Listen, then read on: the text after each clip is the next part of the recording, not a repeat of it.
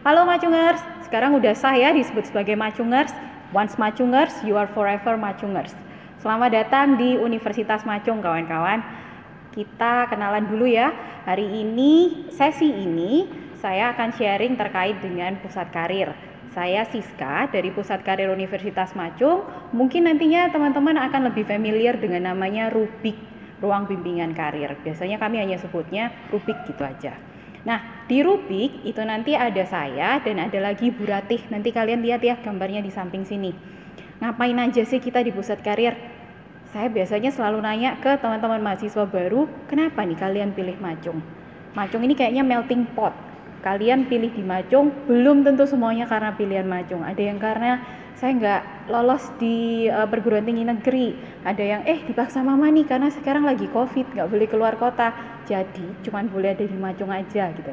Macem-macem, tapi sekarang satu titik kita ketemu jadi satu semuanya di Macung. Dan kayak tadi yang saya bilang, once Macungers, you are forever Macungers.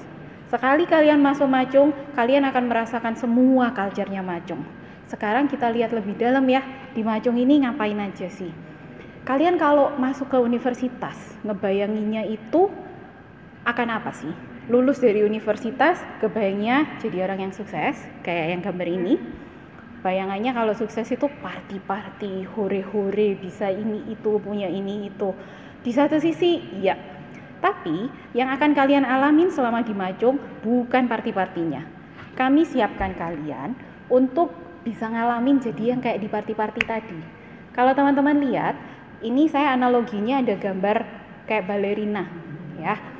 Kalau kalian lihat, balerina itu biasanya kalau udah di panggung, udah nari-nari cumantik gitu. Bentuknya udah tinggal, keren banget gitu ya. Tapi tahu nggak, behind the scene-nya, buat dia bisa tampil secantik itu, dia itu harus latihan sampai kakinya model yang sisi satunya tuh, yang banyak luka-lukanya. Dan bukan hal yang jarang, kalau balerina itu banyak yang nggak punya kuku kaki. Sampai kakinya cedera-cedera model kayak begitu. Nah, itu faktanya. Jadi selama kalian di Universitas Macung, kalian akan kami buat kayak begitu. Jadi biar nanti di luarnya, kamu orang lain itu tinggal lihat kalian jadi penari yang cantik. Sudah ngelihat jadinya itu keren banget gitu. Selama di Macung, yang akan kami berikan adalah kami ingin kalian developing critical thinking, analytical thinking, logic of system, belajar melihat dalam sisi yang lebih luas gitu ya. Kenapa? Karena ini teman-teman. Kalau teman-teman lihat top 3-nya skill yang dibutuhkan, tidak ada akademik, tidak ada hal akademik di sini kalau kalian lihat. Dan ini berlaku dimanapun. Apakah berarti akademiknya nggak penting? Justru akademik itu menjadi syarat mutlak yang nggak bisa dinego lagi. Jadi kalau kalian bilang saya nih lulusan A gitu ya, terus kalian saya ajak ngobrol nih terkait dengan A. Kalau kalian nggak bisa, ya udah sorry ya, kami masih punya kandidat lain yang paling tidak mereka ngerti dengan apa yang dipelajari. Bukan berarti akademiknya nggak penting, justru semua yang kalian pelajari saat nanti kalian masuk di dunia kerja itu hanya akan menjadi basic skill-nya. Standar penguasaan kompetensi sederhana, minimalnya kalian harus ngerti dengan apa yang kalian pelajari. Plus-plusnya apa? Yang ini, penguasaan dan kemampuan untuk bekerja sama dengan orang lain, kemudian kemampuan untuk memanage orang ya, jadi bukan cuma koordinasi tok, tapi kalian udah belajar untuk mulai mengatur orang, itu menjadi top 3 kebutuhan yang semakin diperlukan di 2020 bahkan sampai 10 tahun ke depan. Oke. Nah, kalau teman-teman lihat di 2015, complex problem solving, jadi kemampuan untuk memecahkan masalah itu menduduki nomor 1. Dan di 2020 dia masih menjadi di top 3 tapi udah turun ke nomor 2, dan yang dicari terutama adalah kemampuan untuk memanage orang, kemampuan untuk merespon orang lain ya. Nah, kebutuhan kalian untuk semakin bisa memecahkan masalah, memberikan solusi di setiap masalah itu berpengaruhnya di mana? Di 2030 kalau teman-teman lihat, nomor 1 poinnya adalah judgment and decision making. Nah, kemampuan membuat keputusan nggak akan bisa terjadi kalau kalian nggak paham dengan apa yang dikerjakan. Karena itu, penting untuk kalian mulai memahami standing positionmu di mana, kemudian mengerti opsi-opsinya apa, kendalanya apa, bagaimana caranya mencapai ke sana. Oke, nah inilah teman-teman yang kita hadapi di pasar kerja sekarang. Beberapa skill utama yang bisa teman-teman lihat ini ya di kanan. Contohnya adalah yang dibutuhkan cognitive abilities, kemampuan untuk logical reasoning. Jadi nggak sekedar kalian textbook tok gitu ya, apa yang diomongin di buku, tapi kalian harus mengerti aplikasinya, penggunaannya itu kayak gimana. Itu kalian pasti tahu dulu. Itu yang pertama. Kemudian yang sering diremehkan, yang kedua adalah physical abilities. Physical abilities itu kondisi fisikmu teman-teman. Sering kita remehin, gak perlulah gituan ya. Tapi believe it or not, saat kalian masuk kerja di semua tempat kerja, kalian akan ditanya riwayat kesehatannya kayak gimana. Kenapa? Pekerjaan apapun itu membutuhkan kondisi fisik yang cukup stabil. Katakanlah kalau kalian mudah sekali lelah karena kalian aktivitas fisiknya biasanya memang tidak banyak gitu ya. Jadi kalau kerja 2-3 jam aja udah mulai lelet. Saya 2 hari masuk, 2 hari lagi nggak masuk. Saya hari kelima masuk lagi, terus nggak bisa masuk selama 1 minggu. Itu akan menjadi kendala juga buat tempat kerja teman-teman. Buat teman-teman yang ingin bergabung di BUMN, di pemerintahan, ini juga menjadi syarat mutlak. Alumni-alumni kami yang bekerja di BUMN, mereka semua mengingatkan, jaga kondisi fisik. Nggak perlu harus top performing kayak atlet gitu ya. Tapi paling tidak, kondisi fisikmu itu cukup menunjang untuk kamu bisa beraktivitas fisik secara optimal. Oke, jadi mulai perhatikan kesehatan fisiknya, karena fisik ini adalah investasi kalian yang cukup utama. Kemudian kalian bisa lihat juga kalau kebutuhan kompleks problem solving skills ini masih muncul dan dia menjadi satu single indicator yang dicari banyak orang. Karena apa? Kalau cari masalah aja kayaknya gampang ya. Termasuk kita bikin masalah, saya bisa kondisikan untuk bikin masalah gitu. Tapi saat masalah itu ada di tangan, apa yang harus dilakukan? Kita nggak butuh troublemaker. Kita butuh orang yang bisa delivering problem solving, yang bisa mencari solusi atau alternatif solusi dari kendala yang dihadapi. Tujuannya apa? Biar ada progres dong. Jadi bukan tiap hari kendalanya adalah kita marah-marah terus karena problemnya banyak, tapi nggak ada solusi, percuma aja. Ya, jadi yang kita butuhkan bukan troublemakernya, tapi what can we do with the problem that we're facing. Oke. Next, kalian bisa lihat di sini, ini adalah sharing yang kami dapat dari rekan-rekan di PT Wings, di grup Wings, Kami banyak berelasi dengan mereka.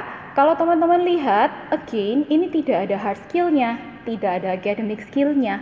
Tapi itu tadi, karena mereka udah menjadi syarat mutlak yang harus kalian miliki. Selebihnya, ini yang harus kalian kembangkan. Mumpung kalian baru nyemplung di Macung nih ya, baru fresh, cobalah develop ini. Kalau kalian komplain, iya kan sistemnya beda Bu, dulu kan bisa ketemu sama teman-teman, kalau kegiatan organisasi, mungkin yang di SMA, OSIS dan lain sebagainya, biasanya ketemu, kumpul-kumpul gitu ya. Sekarang gimana? We'll find a way. Challenge-nya baru setelah COVID ini, ya memang. Tapi kita nggak bisa diam-diaman aja, ya harus terus berjalan. Apapun challenge-nya, kita coba cari alternatif solusinya. Dan believe it or not, justru karena COVID ini, kita banyak menjelajah area-area baru yang dulunya mungkin belum berani kita lakukan. It's okay. Jadi selama waktu ke depan, kita akan coba cari caranya gimana. Jadi teman-teman bisa untuk tetap mengembangkan skill-skill ini dan tetap bisa kontribusi nanti ke masyarakat. Dan tahu nggak, selama masa online ini justru komunikasi yang paling utama. Ini saatnya teman-teman mengasah skill komunikasinya. Secara online justru komunikasinya lebih sulit daripada komunikasi biasa sebelumnya. Oke. Nah, teman-teman, ini quote yang sering kami pakai, yang saya suka banget, do what you can with what you have wherever you are gitu. Karena itu tadi, untuk membuat perubahan, kita nggak perlu harus yang heboh, harus yang keren gitu ya. Tapi kita buat perubahan dengan apapun yang kita punya, dengan in any way yang bisa kita lakukan. Nah, karena kita, kalau teman-teman dengerin dari awal, Macung ini nembaknya tinggi banget gitu ya, maunya heboh banget sih Bu, kayak yang di sharing itu tadi, dan data-data yang saya sharing tadi itu menjadi patokan kami dalam mengembangkan kemampuan kalian selama di Macung. Itu tadi adalah dari data dari World Economic Forum dan juga ada dari Oxford begitu. Nah, kenapa sih kita harus nembak setinggi itu? Ya karena kami menyiapkan teman-teman pasarnya bukan untuk cuman sekedar kalian asal dapat kerja, enggak. Kami inginnya kalian bisa punya masa depan yang better than us. We're here to build a better tomorrow for you, a brighter tomorrow for everyone. Nah, karena itu, Macung tidak cukup gila untuk melakukan semuanya sendirian. Nah, kita punya teman-teman yang kayak begini nih, partner dari beragam bidang industri, dan ini nggak saya masukin semuanya, tapi hanya yang cukup aja gitu ya. Dan perkembangannya sudah beragam. Dengan cara apa? Kayak begini, ini yang tampil di foto ini adalah Pak Yosef Lukito, ini direktur dari Tanrise Property. Kalau teman-teman pernah dengar Tancorp, merek-merek kayak Tanobel gitu ya, mungkin itu yang lebih familiar. Beliau hadir di sini buat ngapain? Ngajarin kalian marketing. Kemudian ada Bu Meliana, ini dari HSBC Indonesia, sharing tentang mentality-nya. Kalau untuk marketing itu kayak gimana sih? Kemudian ada Bu Trisha Kurniawan, ini dari Sayap Mas Utama, itu dari grupnya Wings yang di Jakarta. Kami punya special partnership dengan mereka, nanti saya share untuk fotonya yang lebih lanjutnya. Lalu yang berikutnya kami hadirkan, contohnya ada kayak CEO-nya Liga Mahasiswa dan Umroh Indonesia di sini. Kemudian ada Pak Sukiwan, ini adalah Vice Presidennya CIMB Niaga. Dan kemudian ada Mbak Jessi, ini gandeng tangan, ini adalah satu-satunya saat kita e-commerce ataupun startup saat itu belum terlalu booming. Bu Jessi ini yang mengembangkan salah satu startupnya, dan dia menjadi satu-satunya yang dibiayai di Asia Pasifik. Sharingnya ngapain? Gimana sih dulu dia bisa bikin itu dari awal, kendala-kendalanya kayak apa? Ini way beyond startup saat itu belum terlalu booming. Kita invite Bu Jessi untuk hadir. Lalu yang di foto ini adalah teman-teman DKV yang tugas perkuliahannya tok ya, kuliah tok. Kemarin itu kami minta untuk bikin desain kemasan untuk permen yang diproduksi oleh salah satu perusahaannya alumni kami. Itu tugas perkuliahan. Tujuannya ngapain? Ya biar kalian ngeh juga aplikasi untuk ilmunya kayak apa, dan gak perlu lama-lama, saat kamu di kuliah pun kamu udah tahu resultnya bisa ngapain saat kamu kerja nanti. Next, ini yang tadi saya bilang nih, ini kerjasama kami dengan Wings. Buat teman-teman prodi teknik informatika, sistem informasi dan teknik industri, kalian punya peluang untuk bisa dapat beasiswa semester 5 sampai 8 full dari Wings Group Jakarta, dari PT Sayap Mas Utama yang tadi saya sempat sharing. Jadi nanti kalian akan diseleksi di semester 4 dan semester 5 sampai 8 full scholarship plus tiap bulannya kalian dapat produknya Wings dari mereka.